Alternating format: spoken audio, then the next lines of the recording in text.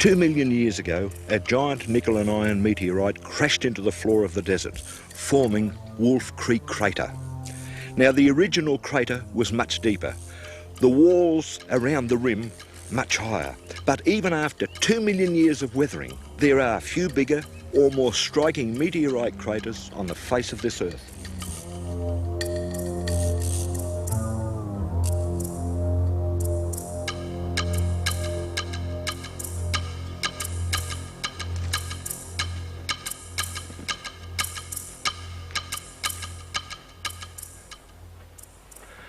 This has been known as the land beyond Australia. Now, southwest from here, Wolf Creek Crater, it's 2,000 kilometres to Perth. Southeast from here, it's 3,000 kilometres to Brisbane, Melbourne, Sydney. But either way, most of it is over semi-desert. But due north from here, completely different. Let me show you. This is where we are, and Wolf Creek marks the way to the East Kimberley, and I'm going to roughly travel through this area.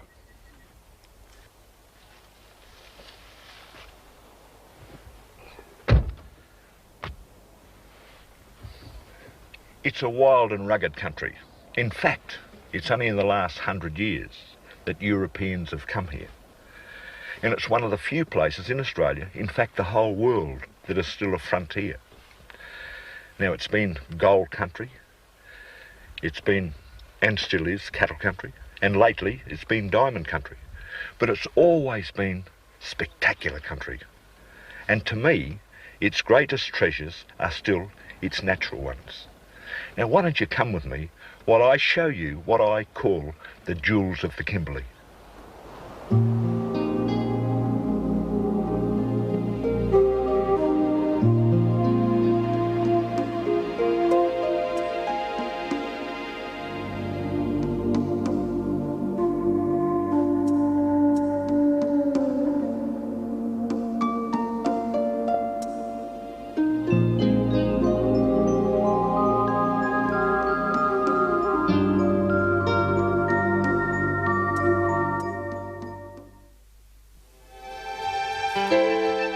This is Cambridge Gulf, the sea gateway to the East Kimberley.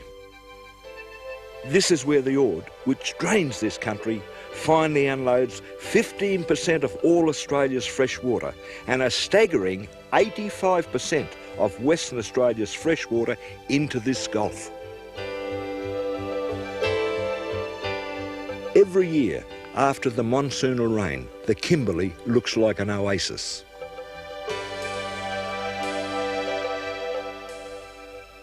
When Alexander Forrest, the first European explorer, came here, he saw magnificent wild pasture growing all along the valley of the Ord. And he declared straight away that there was enough grass here to feed 1 million head of cattle. The government immediately opened up this country for settlement. Forrest's report made the Kimberleys sound like the promised land. Now, it wasn't really that good, but it was much better than the country that the settlers had crossed to get here. The settlement of the Kimberleys is really a story in two parts.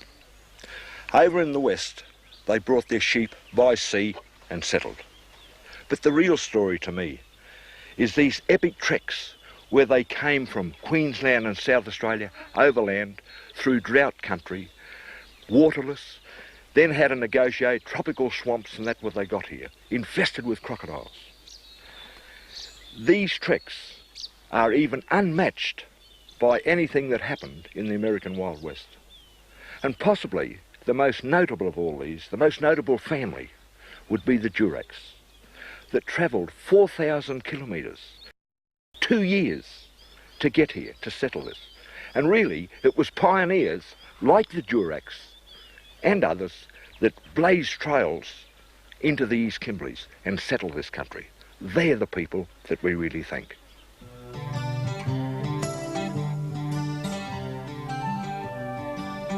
I find one of the remarkable stories of this era was about a young girl, Mabel Bridge, and her family They had left Queensland in 1894, and this is how they travelled. Now, this 10-year-old Mabel, she wasn't supposed to have gone, but she refused to be left at home.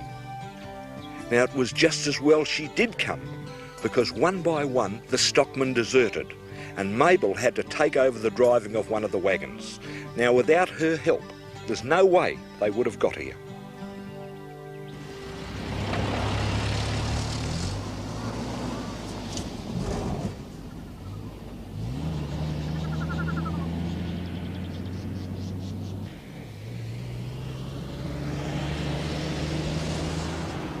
Right through the 1950s, the only roads into the Kimberley were still dusty, rough, bumpy tracks.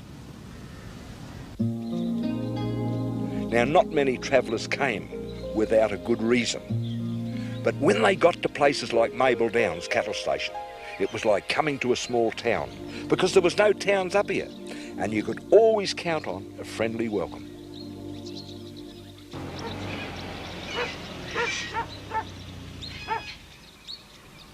Mabel lived most of her life in the Kimberleys, and despite the tough life, she lived to a ripe old age. But when she died in the mid-1960s, she'd become a legend of this country. Hello, Cocky. Anybody home? Anybody home? Hello, Jack Absalom. Hello, Jack. How are you, Lorna? Lorna and Harry Riggs manage Mabel Downs. Now, they do this for one of the southern meat companies, but really, they look after the place as if it was their own. Today, there is too many travellers to offer everybody a cup of tea, but I can't imagine any station up here turning anybody away in need.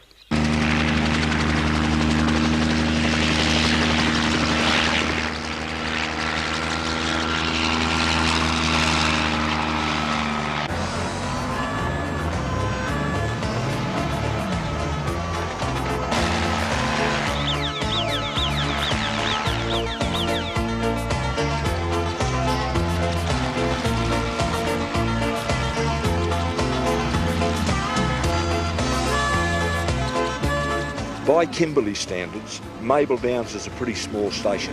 Actually, it's 1 million acres, and it runs something in the vicinity of 16,000 head of cattle.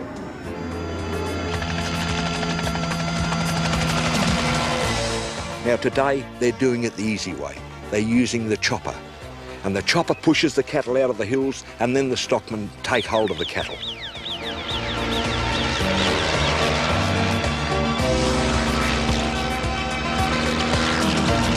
Today, in a half a day, they've got 900 head of cattle. In the old days, to get the same amount, it would have needed 12 stockmen and possibly a fortnight to do it. Up here, mustering, drafting and branding starts at the end of the wet season, and it goes on for something like 4 months.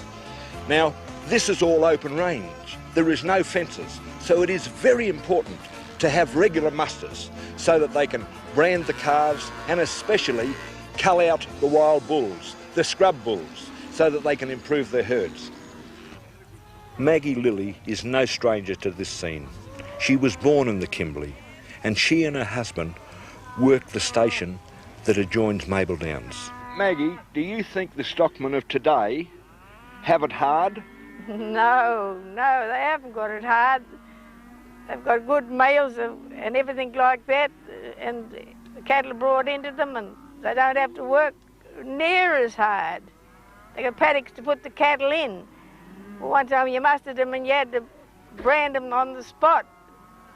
And you had to hold them all night, like you know where yeah, if you didn't have a yard, you had to hold them all night. So you were going all day and all night too. Yeah, that's very interesting. Yeah. What would you have sooner done? That, or would you sooner have it as it is today? Oh, I think the old days were very good old days. You're very loyal, aren't you? Your horses, you treated your horses and your cattle a bit different. Today they seem to trot them along a bit. Bit too rough on them, I think. It's a tough, hard country. In fact, in the olden days, a lot of the cattlemen wouldn't even bring their wives to the Kimberley. But of course, there was Mabel Bridge and Maggie Lilly, who came here and proved that the women could hold their own with the men. And really, I count them both as true jewels of the Kimberley.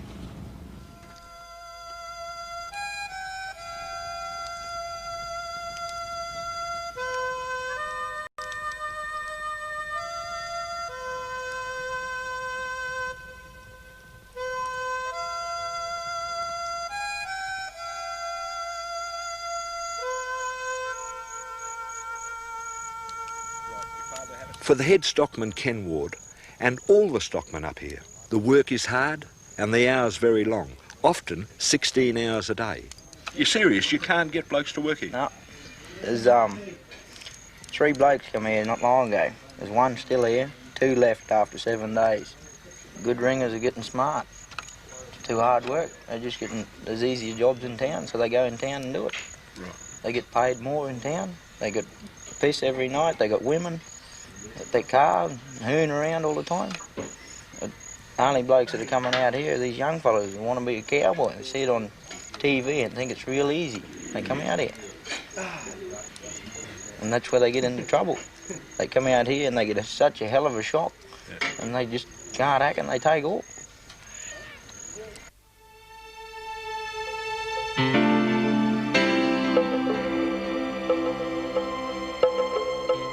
For more than 70 years, cattlemen were the only European settlers in the East Kimberley. Then suddenly, in the 1960s, all that changed.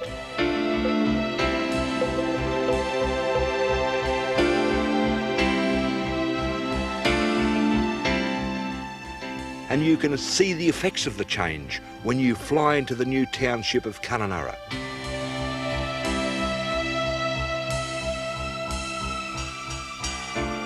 The early explorers, like Forrest, always believed that the Ord River plains would grow almost anything, given the water. And in the wet, the Ord had tons of water, but it all poured into the Cambridge Gulf. And also it took with it over 20 million tonnes of topsoil a year from the black soil plains, a problem made worse by overgrazing.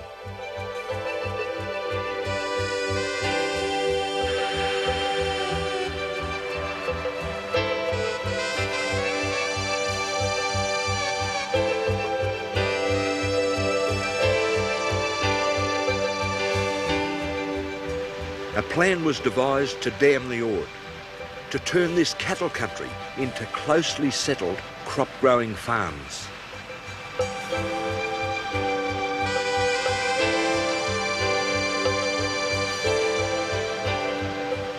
There would be 2 dams. Stage 1 at Kununurra would hold back the flow of the Ord, and Stage 2 would create Australia's largest man-made lake, Lake Argyle.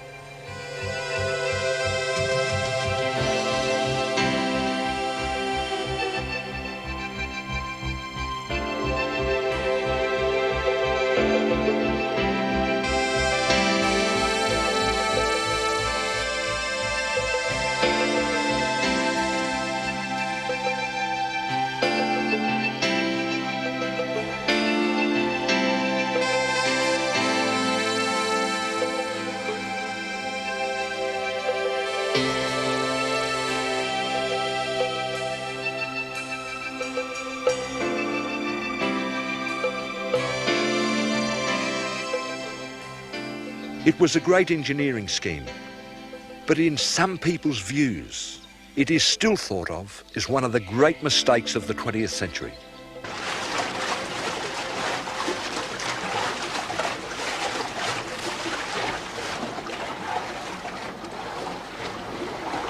The planners saw the Ord River scheme as proof that the North could be tamed, but their critics believed it was sheer madness to attempt to grow crops so far from the market. But the growers weren't looking to the south for their markets, they were looking to the north.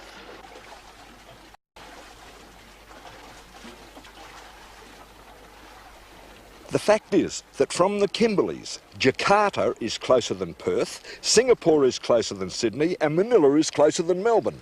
The plan originally was for this land to grow cotton. But the early explorers had predicted that it would grow sugarcane, peanuts, bananas, maize and melons. But what actually happened here on the Ord makes a nice twist to the story.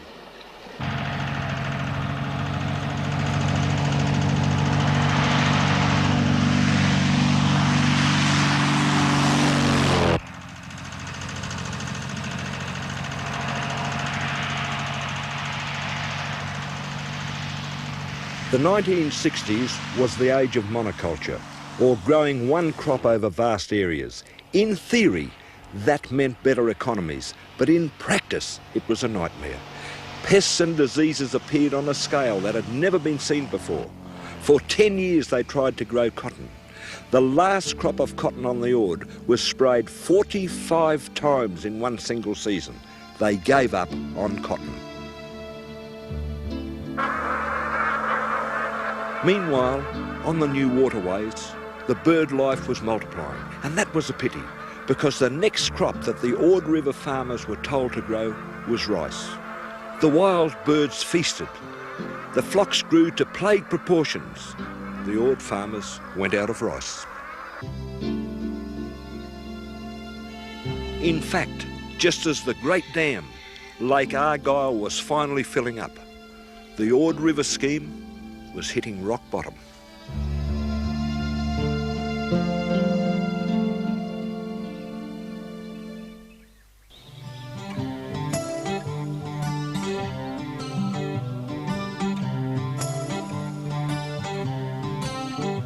Do you know, as far back as the 1940s, there was scientific research stations on the Ord, and they were experimenting with many different crops. And that experimenting is still going on today. Well, it's crossing between your lucky males and females, and you end up with a hybrid. The days of monoculture are long gone. These days, the independent farmers are running a lot of their own experiments, not just to see what they can grow, but to see what they can sell to the Australian markets. Strive all the time to create a more vigorous plant.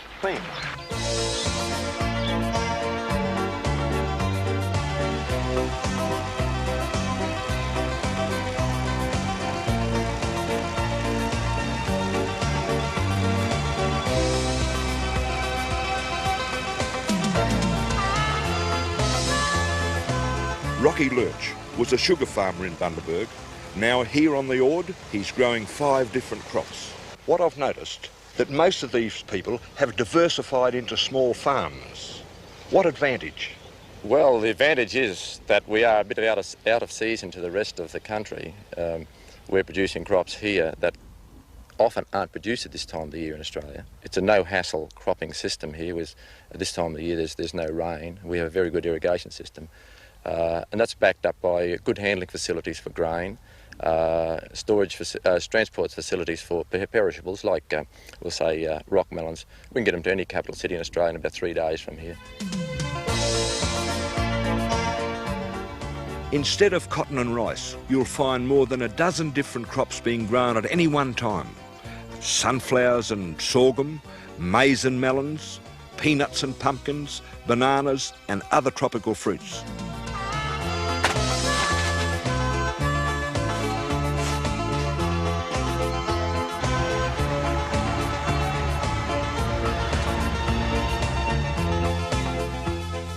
One of the things I've noticed about the tropical fruit growing up here on the Ord is that it's big and it's delicious.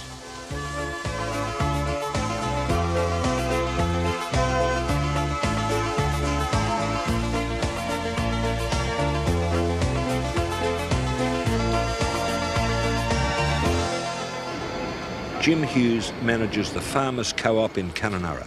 He has lived here for 20 years. He's seen the bad times and he has very strong ideas on what went wrong. It wasn't until the early 80s, I suppose, about 1982, 1983, that the idea of subsidies for crops was dropped completely. Now, the best thing that ever happened for farming on the Ord. We got back to a situation where each crop had to stand on its own economic merits, and all we've seen since then really has been progress. The Ord River District Cooperative has served a number of farmer industries over the years. At the present time we're milling and grading peanuts. We're also cleaning some seed and loading out grain through the facilities at the moment. At the present time we're really short of farmers as far as agriculture is concerned. We could do with more people here farming. We could sell more product than we have grown for us at the present time. Probably a pretty good sign, really. We've seen a substantial change in the facilities that are available for people in Kununurra in recent years. We've had a nice new leisure centre built, and I guess all of this adds up to making it quite an attractive place for people to come to.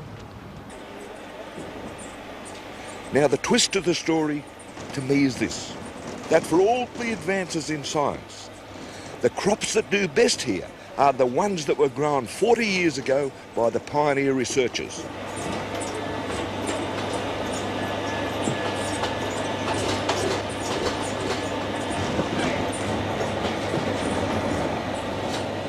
I have a lovely little story for you. The Premier of Western Australia, Brian Burke, on one of his trips to the Ord River scheme, made the statement that it was a white elephant and it would not be viable this century. Now, Rocky Lurch here thought he was wrong and was going to prove him wrong. In fact, he named his product the White Elephant brand.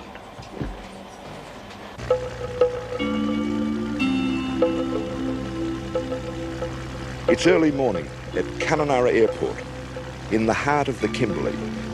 And Kununurra Airport is the busiest airport in Western Australia.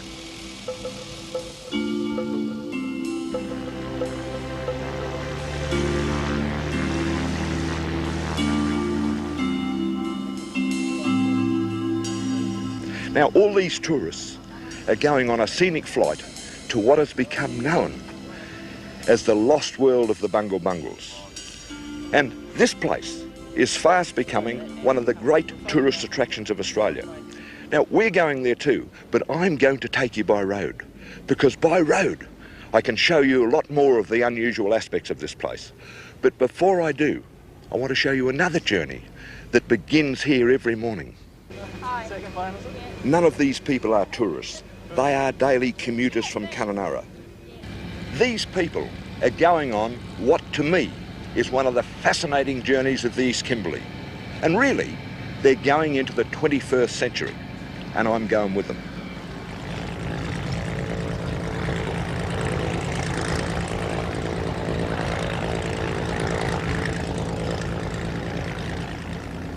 Of course, they've all made this journey hundreds of times before.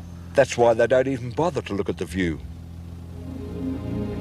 It was the explorer Forrest coming through here in 1879 who first named this country Kimberley.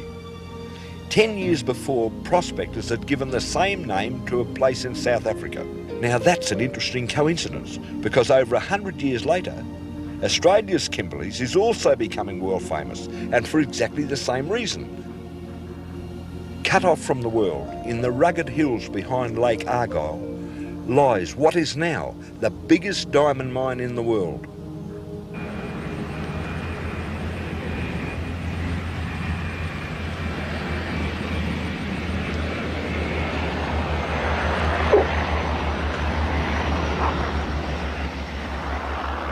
The only practical way in or out of here is by air, and once you get in here, nearly everything in the place is futuristic. This is the most modern mine in Australia, and it's also a bit like being in a James Bond movie. Oh, here's my girl. See you later. Yeah, cheerio. How are you? Well, thank you. That's good. Good morning. Yes, this is magic, isn't it? Wonderful weather. We're on our way to the mine, but first I want to show you where most of the people that work here live. This, they say, is the mining town of the future. Everyone lives in a single unit. Only a few people who work here commute from Kununurra. Most come from Perth, which of course is 2,000 kilometres away. But they don't come every day, they come once a fortnight. They jokingly call this the Club Argyle. They swim a lot, every night and every morning. This has got to be one of the most pleasant places I've ever been in the outback of Australia. But I wonder what the old Kimberley gold miners and prospectors would have made of all this. Gold prospectors were among the first settlers in the Kimberleys. Now, the rush was short-lived, but some of the old prospectors must have crossed this ridge. Later on, cattlemen ran their herds right down in the valleys below, but neither found the huge diamond deposit. And when we get to the top here, you'll see the reason why. This is very rugged scenery, and it's really a contrast in colours. So is the road. Well, they tell me this used to be a real rough road before they did it up. It was really quite a dangerous road before they graded this one.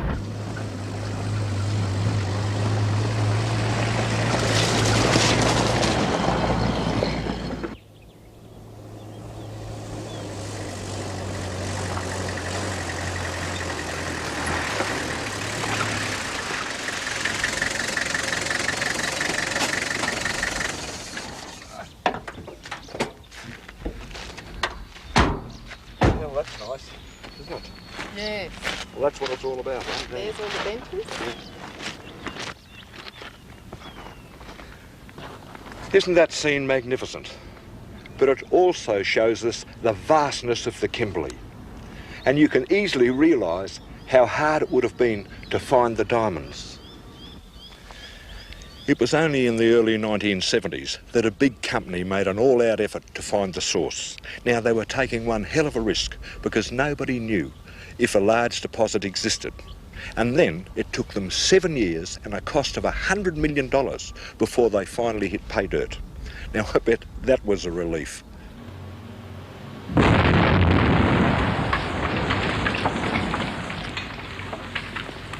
$20 million tonnes of rock have been blasted away to get at the diamond pipe. This blast has broken loose possibly millions of dollars worth of diamonds.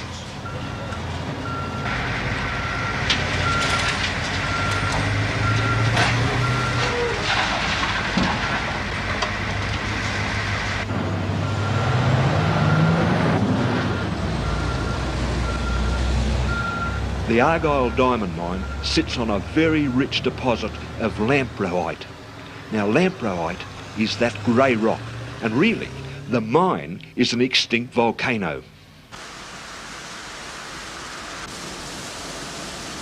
And carbon was forced up millions of years ago in a molten state. The pressure was so intense that the carbon crystallised into diamonds.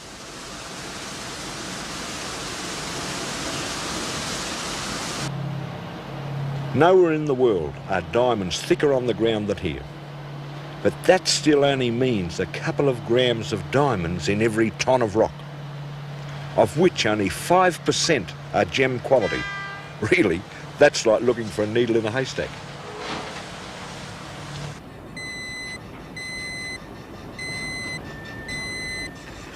Here at Argyle, they conduct that search with one of the most modern and the most automated processes in the world.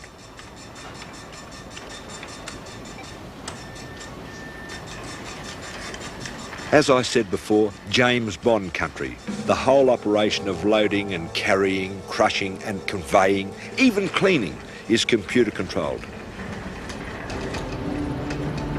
Line 1, please. Scrolling line 1. Scrolling line 1, please. Yeah, mate. Yeah, Greg. We've been getting some oversize in DC and... In theory, the whole plant could be run by 6 people, after the top crusher to the tailing dump. But I haven't come to see the tailing dump, I've come to see diamonds. Now that's not easy, because the government has passed a law making stealing diamonds a very risky business.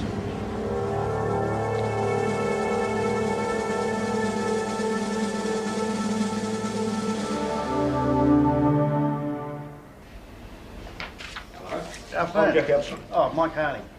Mike, tell me I can have a look through here. What have I got to do? Would you like to have a quick read through that and sign it? It's just a declaration allowing us to search you exiting the plant if we require you. Right. That's no worries. Okay. Happy about that? Yeah. And it's a key card so they can get into the plant, and helmet and glasses. Glasses, no worries. See you later. No problem. Have a nice time.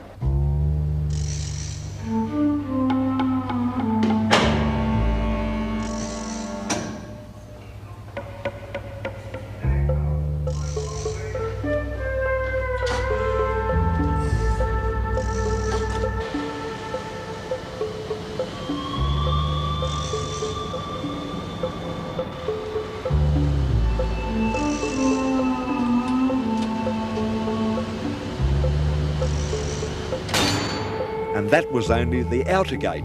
This is where the real security starts.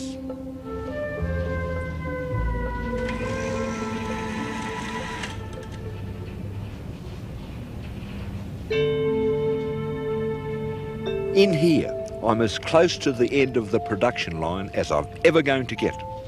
But I still have to look through a bulletproof glass. I don't think they trust me.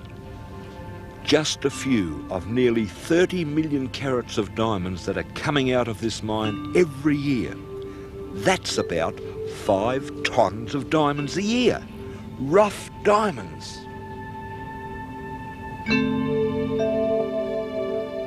There are no less than 7,000 classes of diamonds, not all gem quality and not all whites. In fact, these Argyle diamonds come in all the natural colours of the Kimberley. Nor are the whites or the bigger stones always worth the most.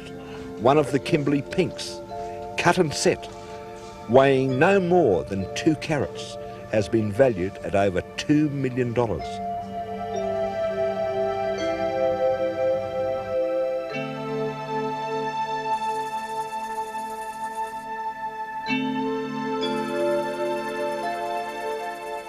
A lot of the sorted diamonds go overseas, but some stay here, and that means introducing another new skill, diamond cutting. That happens in Perth. This has traditionally been the nerve-wracking end of the diamond trade. But the purpose of diamond cutting is to show the stone in its true brilliance. One slip could ruin a priceless gem.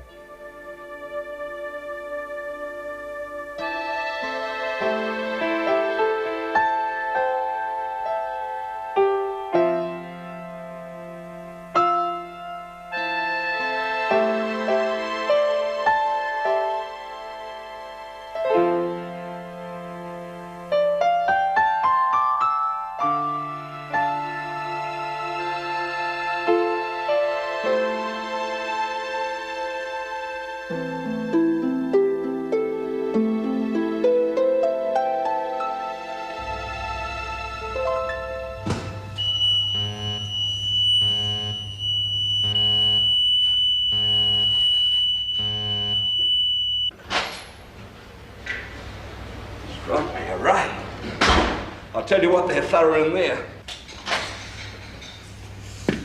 I tell you what, mate, in most places they give you a little specimen, but it's very, very hard to get one here. See you later.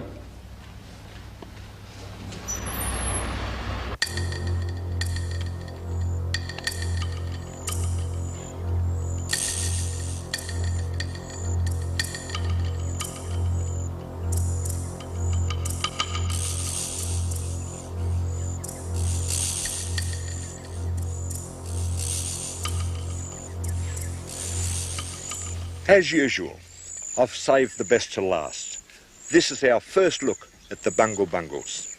Now, those plane loads of tourists the other day were flying out just to see the sunrise on these.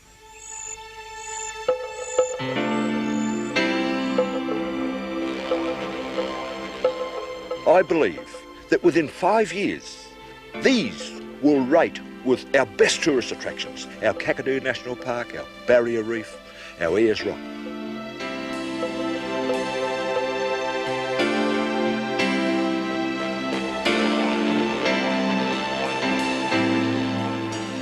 And if you can imagine 10 Ayers Rocks, 100 Olgas, 1,000 Palm Valleys, that gives you some idea of what these are all about.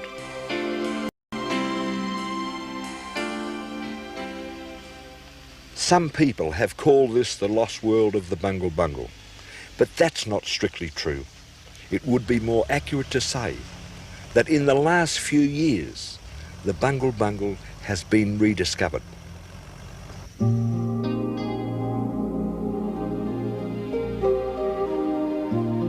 This is the country where the Ord River rises.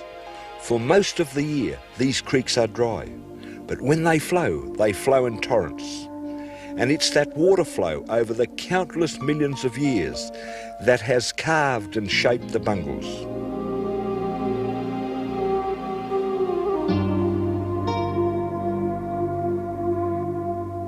This is a very ancient sandstone plateau, and it covers 700 square kilometres, and its outer edges are these extraordinary beehive domes.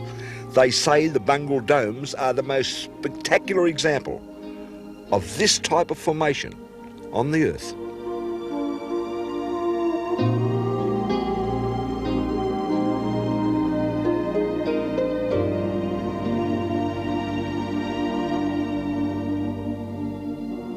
In places, deep ravines cut into the very heart of the massif.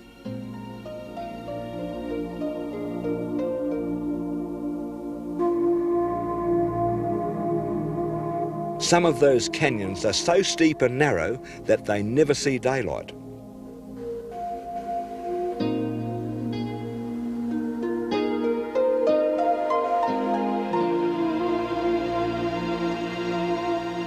A little safety tip for anybody contemplating coming in by road to the Bungle Bungles. I suggest you need a four-wheel drive with a good ground clearance.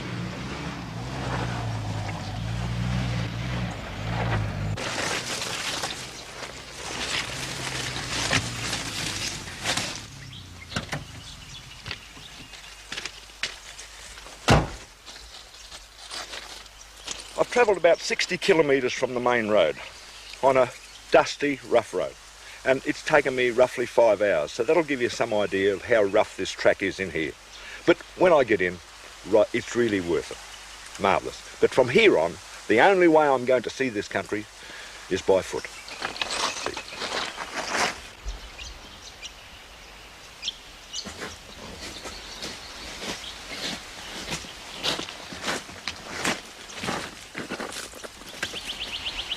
I want to show you something before I move from this little spot here. These are a very special palm. I call them freshwater river palms. I forgot the technical name, but the only other place I've ever seen them is in Kings Canyon on the way from Alice Springs to Ayers Rock. And as far as I know, they're completely unique to this area in the whole Kimberleys. In fact, I don't think you find them anywhere else in the world. Very, very special palm.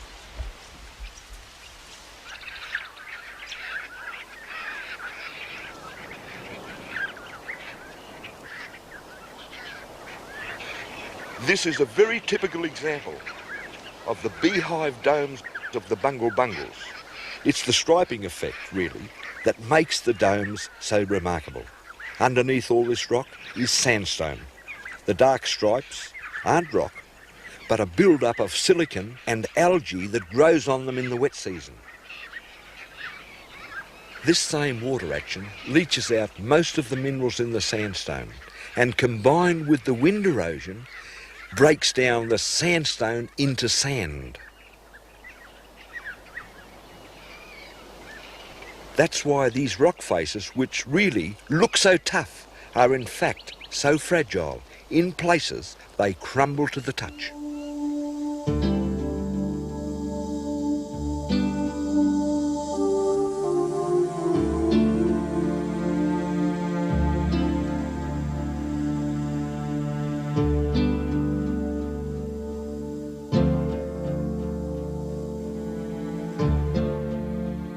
This is the best representation of these of anywhere in the world, and I'm proud of that.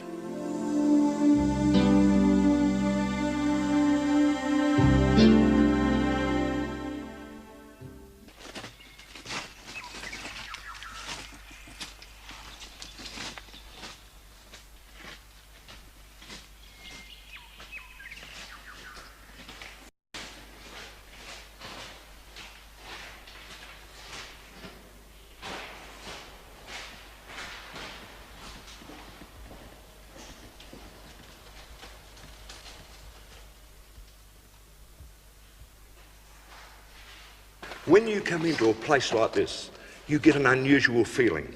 I feel as if I'm an explorer. In fact, I feel that I'm the only person that's ever walked in here. Of course, that's ridiculous. But do you remember when I said to you, 10 Ayers rocks, 100 Olgas, or 1,000 Palm Valleys? You can add to that 20 Stanley Chasms, because that is what this is all about.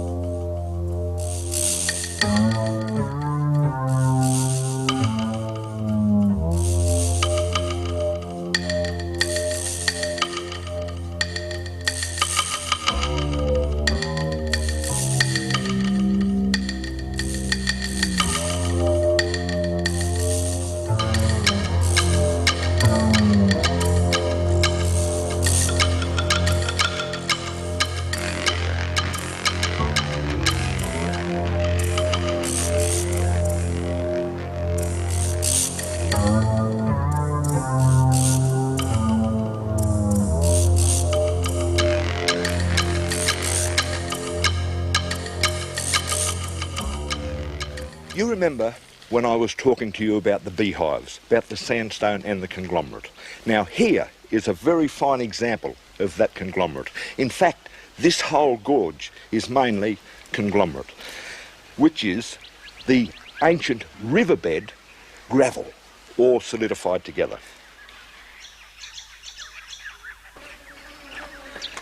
This is the cycad palm, one of the very rare jewels of the Kimberley. At one time, the whole Kimberley area was covered in rainforests containing these. Why it's so special? It dates back to the time of the dinosaurs, over 170 million years ago. Today, just found in a few isolated pockets. Now, I apologise for having to bring sex into this, but if you have a look here, you see the female, and this is the flower. And if you look closely, it seems as if it's laden with eggs, just waiting to be fertilised by the male.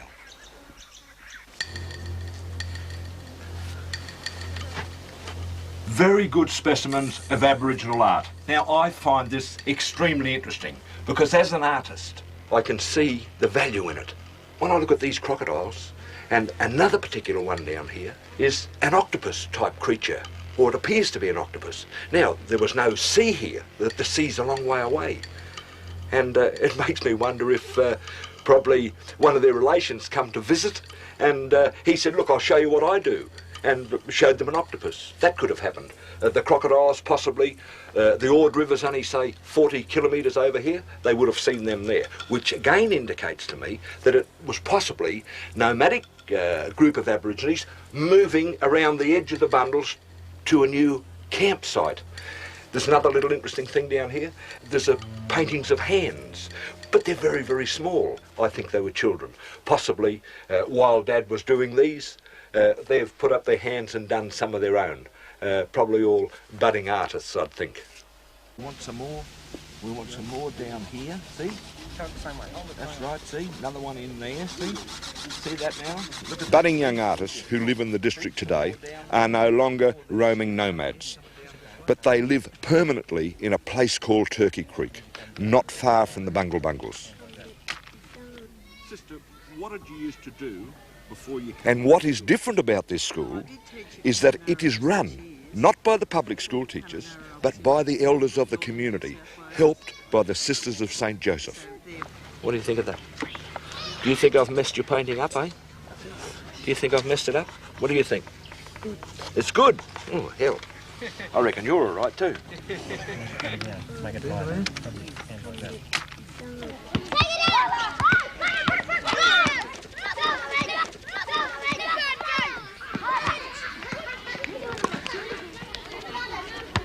Not only are they being taught the Australian school system, but also to retain and understand more of their ancient culture.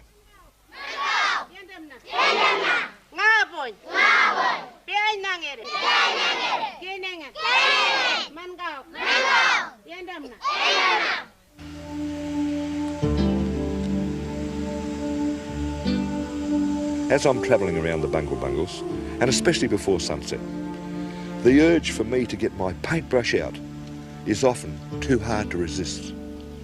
And when I see scenery like this, I've just got to stop and do something about it.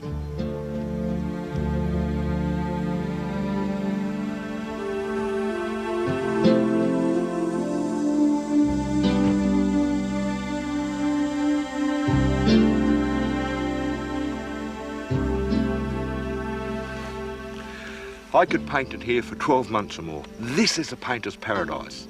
Now look, you have a look around while I get on with it.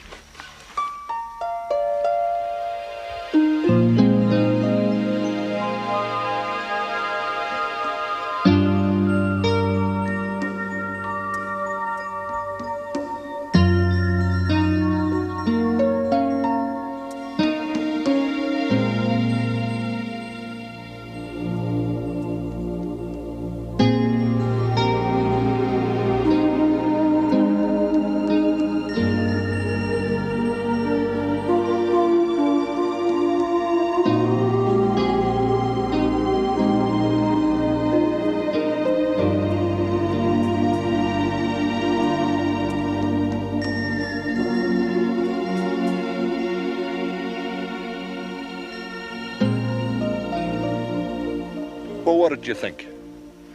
I promised you, when I brought you in here, that I was going to show you some of the jewels of the Kimberley. Now, I think I've done that. I have no doubt, in my mind, which is the best one. But what do you think about it all? See you next time.